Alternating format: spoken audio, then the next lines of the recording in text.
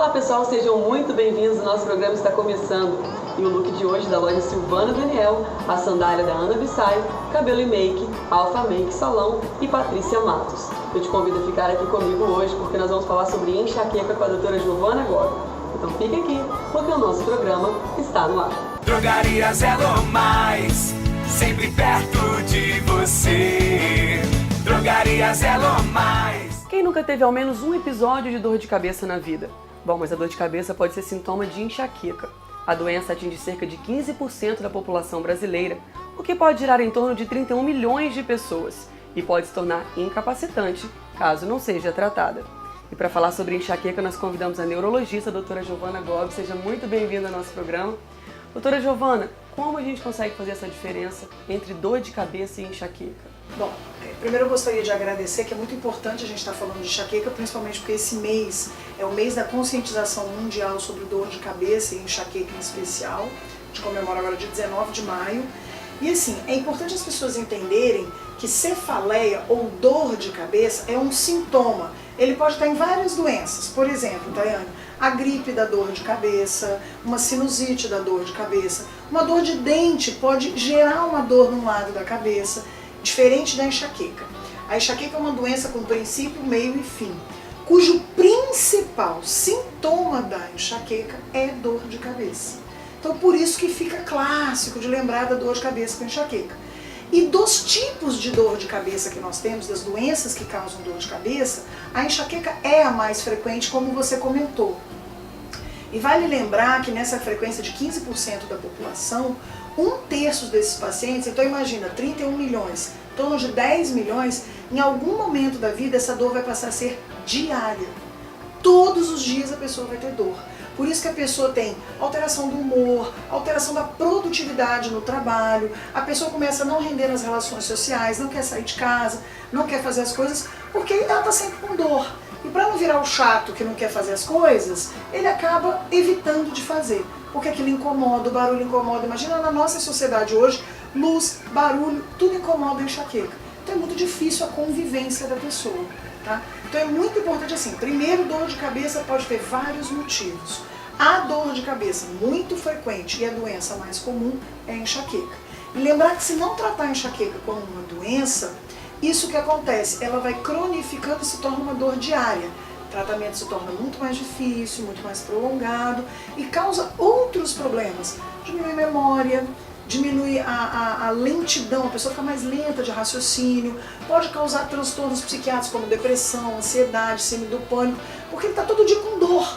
E aí sim ela se torna uma doença incapacitante. E aí vai se tornando uma doença que a pessoa não consegue mais fazer as coisas. Então não pode ser visto mais, como muito tempo a mídia, né, as pessoas falavam da enxaqueca assim, toma um remedinho que passa. Ou então era muito comum em novela você ver a pessoa com dor de cabeça, alguém levar, né, 2 rodelas de batata, um tampão, um copo de água, ele deitar e dormir. A vida não é assim. A gente não vai parar de atender um filho, você não vai parar de trabalhar, você não vai parar de estudar, porque todo dia você tem dor de cabeça.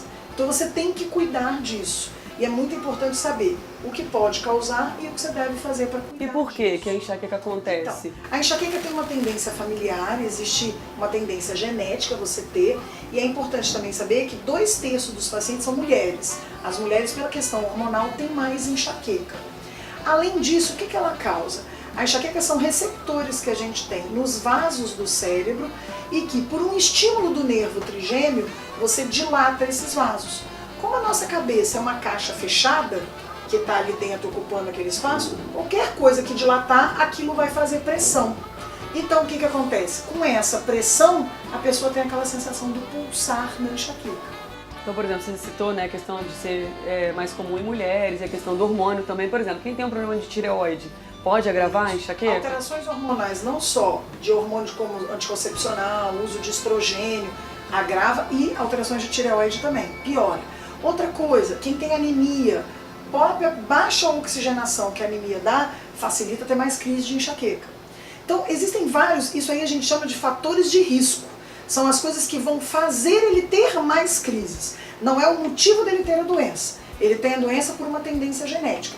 Mas ele está tendo mais episódios de dor de cabeça, de crises de enxaqueca, porque pode ter um distúrbio hormonal, ele pode estar, por exemplo, privação do sono, trabalhando, dormindo pouco, ou com um filho pequeno que não consegue dormir, ou um estresse que está passando. Algumas coisas aí vai valer a pena a gente falar um pouquinho da alimentação, da atividade física. Então, o que faz a pessoa poder ter enxaqueca? Vamos lá. Estresse, que aí é individual, cada um pode ter. A privação do sono, dormir poucas horas. Aí lembrar que o excesso de estímulo luminoso acaba fazendo a pessoa dormir mal. As alterações hormonais ou metabólicas.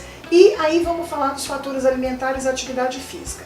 Em relação aos fatores alimentares, agora está um mito, né? Tem 1000 dietas para enxaqueca agora.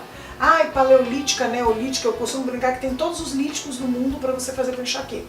Mas o que é fato, que é cientificamente comprovado? Excesso de cafeína, e aí tem que lembrar que o chá preto tem cafeína, a Coca-Cola tem cafeína, o Guaraná tem cafeína, o Whey Protein pode ter cafeína. Então a gente tem que ver que tem muita coisa que a gente consome cafeína.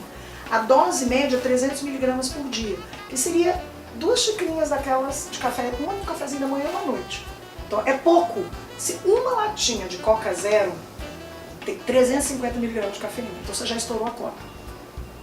Então tem que lembrar disso. Talvez seria até um trabalho legal de fazer entre o nutricionista e o Sim, neurologista também, trabalha. né? Quem tem enxaqueca, Uma a gente equipe. trabalha numa equipe. Alguém que cuide da atividade física, alguém que cuide da alimentação, a gente cuida da parte medicamentosa e muitas vezes, às vezes até a gente tem que caminhar para um psicólogo para trabalhar essa relação da pessoa com a enxaqueca. Em relação à alimentação também, muitos corantes, conservantes, principalmente o molho shoyu, tem o glutamato monossódico. E a gente tem isso em vários alimentos, no sal. Temperos, né? Esses temperos que o pessoal gosta. Vários desses alimentos, isso precipita enxaqueca. Por isso que muita gente tem quando come, por exemplo, porque eu comi na rua, comi fora, aí tem. Outra coisa, o queijo, quanto mais fermentado, pior. Então um queijo brie, um queijo emmental, quanto mais curado que a gente fala, quanto mais o queijo for ali fermentando, é maior o teor dele e ele vai dar mais enxaqueca. Em relação a vinho, nas bebidas alcoólicas em geral, o vinho principalmente por causa do tanino do vinho, que ele se transforma numa substância que ataca o receptor da enxaqueca. E o vinho já tem pesquisas, por exemplo, do tipo da uva, Daiane, para você ter noção. A pior uva é a Taná, que é uma uva do Chile, que tem o maior teor de tanino. Depois você vai tendo Pinot Noir, Malbec, vai tendo várias uvas. Então, às vezes você tem que ou cortar totalmente ou pedir para o paciente, não, toma vinho branco, toma outro vinho porque você não tem. Outra coisa importante que também é um mito é o chocolate. O chocolate, na verdade, quanto mais flavonoide ele tem, ou seja, quanto mais amargo, maior o estímulo do receptor de enxaqueca. Aí é um paradoxo, porque nutricionalmente é melhor o mais amargo. Sim. Porque tem menos gordura, tem menos açúcar, tem menos carboidrato. Porém, eu brinco que 70%, por exemplo, é um tablete no enxaqueca. Então, o que a gente fala para a pessoa? Se ele tiver numa fase crônica, com dor todo dia, ele vai ter que ficar um tempo sem usar. Sim. Mas numa fase de vida, porque ele vai nascer com enxaqueca, viver com enxaqueca e morrer com enxaqueca. Então ele tem que aprender a cuidar dele. Aí a gente fala, ele tem que tomar quantidades menores. Agora imagina o paciente chegar para mim e falar assim, doutora, eu vou espairecer, eu vou subir a montanha, eu vou ficar lá no hotel em Pedra Azul. Aí ele faz fundido de chocolate, toma vinho, come queijo, não dorme a noite inteira porque está passeando. Ele está pedindo para tomar enxaqueca. Então não pode somar tudo, ele tem que tentar minimizar. E outra coisa importante para a gente lembrar é em relação à atividade física. Por quê? Os estudos são bem claros. A atividade física anaeróbica, um exemplo para vocês, é a academia, ela não vai evitar crise de enxaqueca. Você tem que ter atividade aeróbica, porque eu preciso consumir oxigênio, treinar aquele vaso lá para não ficar dilatando toda hora, então ele me ajuda a diminuir. Só que prestem atenção, se vocês estão tendo crise de dor de cabeça, primeiro você tem que procurar um médico e se tratar. Depois você vai para a orientação da atividade física. Porque no momento que você tem dor, a atividade física piora a enxaqueca. Então ele só pode fazer atividade física na hora que ele quer prevenir novas crises de enxaqueca. Então depois que ele estabilizou, que ele está controladinho, tratadinho, aí ele começa a fazer para evitar ter novas crises. Agora, doutora Giovana, a gente está falando aí sobre a qualidade de vida que você pode oferecer ao paciente de várias outras áreas que envolvem o tratamento. Mas com relação agora a medicamento, o que a gente tem de novo aí, de estudos novos? As medicações são dois alertas que eu quero dar. O primeiro é na crise, na hora que está com dor. A dor é tão insuportável, eu posso falar como paciente, como médica, porque eu tenho enxaqueca. A dor é tão insuportável que você quer a primeira coisa que estiver na sua frente. Então é muito frequente, 60% dos pacientes com enxaqueca são polimedicados. Existem analgésicos específicos para enxaqueca, que são da família dos triptanos, aí tem várias marcas, que são muito mais potentes. E cada paciente vai ter que ser adaptado para uma coisa. Então isso é uma coisa. Primeiro, se você está começando a tomar medicamento demais, sem receita médica, está tendo que tomar analgésico todo dia, alguma coisa está errada. Procura um médico que vai se tratar. E a segunda etapa é aqueles casos que a gente falou quando cronifica, que a pessoa começa a ter crise a vida inteira, está tendo crise incapacitante. Aí nós temos duas novidades fantásticas que é importante as pessoas conhecerem. Existem vários medicamentos, são mais de 18 que a gente usa para prevenir. Quando a pessoa já usou mais de 2 medicamentos por mais de 6 meses e não melhora, hoje a gente já tem a toxina botulínica. Então você pode fazer a toxina botulínica numa tentativa de diminuir a recorrência de crises para depois dar tempo para pessoas melhorar os hábitos de vida. E o que foi agora em novembro de 2017, foi publicado na Lancet, que é uma revista importante no meio médico, foi que saiu o primeiro anticorpo contra o receptor da enxaqueca. Para vocês entenderem, seria como se fosse uma vacina para enxaqueca. Eu posso tanto usar para não ter crises, quem está tendo demais, conforme a dose, ou numa dose menor, eu faço só aquela canetinha subcutânea para sair da crise. Não saiu no mercado ainda, é um produto que acabou de ser publicado no meio científico em novembro, então é uma coisa que desse ano para o ano que vem deve ser lançado nos Estados Unidos e começa a chegar aqui, que é o mais novo. Vai ser a primeira vez que você vai tratar especificamente a enxaqueca, não qualquer dor de cabeça, que é o que acontece hoje. Você toma um analgésico genérico e aí a pessoa acaba se entupindo de dor. O Botox que a gente está falando, Tayane, é interessante para eles verem onde que a gente aplica, porque as pessoas conhecem Botox para estética. Sim. Não é essa finalidade. Você vai aplicar na musculatura e não na pele da face, então é um pouco mais profundo. E o seu objetivo é que aquele músculo leve uma informação para dentro do nervo e o nervo para de estimular o vaso. Então aqui a gente consegue ver bem, ó, tem os pontinhos laranjas, é onde você aplica na região da testa. Depois tem na lateral, onde as pessoas põem muita mão aqui na dor de cabeça, que é essa musculatura.